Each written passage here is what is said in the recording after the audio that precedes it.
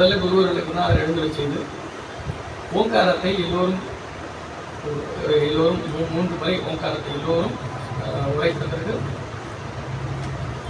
பதியங்களை தொடங்குறது. அதுக்கு முதல்ல தொடங்குற பதியம் வந்து நாம் முருகப்பெருமானை எழுந்தருளை செய்வதாக. நானும் நீங்கள் திருவேல் இறைவனை வழிபாடு செய்வோம். இருந்தபோது நாம் சிறப்பாக இன்றைய தினம் நமக்கு சிறப்பாக முருகப்பெருமானை எழுந்தருள் முருகப்பெருமானை எழுந்தருள் முகமாக ஓதுவது தான் பகை கடிதல்.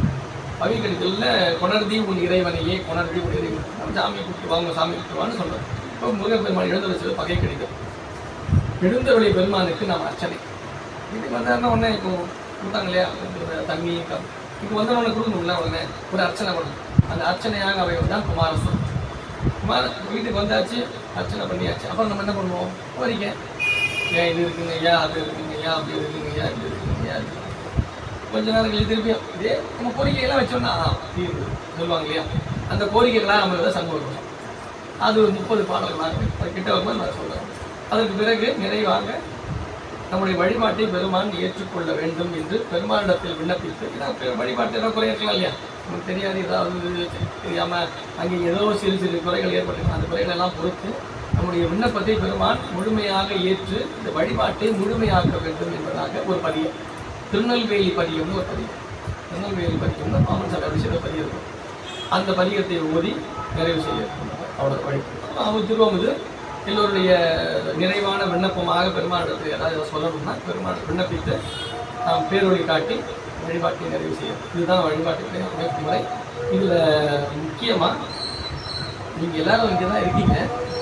எல்லாம் கவனிச்சு இங்கே தான் இருக்கு இங்கேயே தான் இருக்காங்க. நீங்கள் எல்லாம் இங்கேயே தான் இருக்கு. சரியா புரியும் நினைக்கிறோம். இங்கேயே தான் இருக்கணும், எங்கேயும் போயிடக்கூடாது.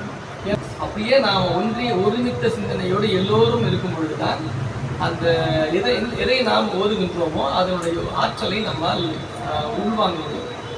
அது எதுவும் போயிட்டு இருக்க போல இருக்குங்க. வெளியே போயிட்டோம்னா பக்கத்தில் இருக்கவும் போயிடுவாங்க. 2 பேர் போயிட்டாங்கன்னா 3ஆவதும் போயிடுவாங்க. எல்லோரும் கிளம்பி போயிடுவாங்க. அதனால் முடிஞ்ச வரைக்கும் நம்ம எல்லாம் என்ன பண்ணோம்? இங்கேயே இருக்க பாருங்க. இங்கே இருப்போம். சரியா? நாம் வழிபாடு என்பது பாடல்கள் பதிகங்கள் என்பது என்னென்னா எழுத்துக்கள் அல்ல. அடிக்கடி சொல்கிறது எழுத்துக்கள் அல்ல. எழுத்துக்களுடைய கோர்வையாகிய சொற்கள் அல்ல.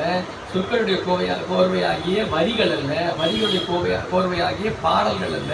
இல்லை பாடல்களுடைய கோர்வையாகிய பதிகங்கள். அப்படி மட்டுமே அதை பார்க்கக்கூடாது. ஒரு அனுபவம், அது ஒரு அனுபவம், அது ஒரு ஆற்றல். அந்த ஆற்றல் நம்முடைய குறைகளை நீக்க இருக்கின்றது, நமக்கு பேரின்ப வாழ்வை தர இருக்கின்றது என்கின்ற உறுதியான உள்ளத்தோடு நாம் பதியங்களை ஓத வேண்டும்.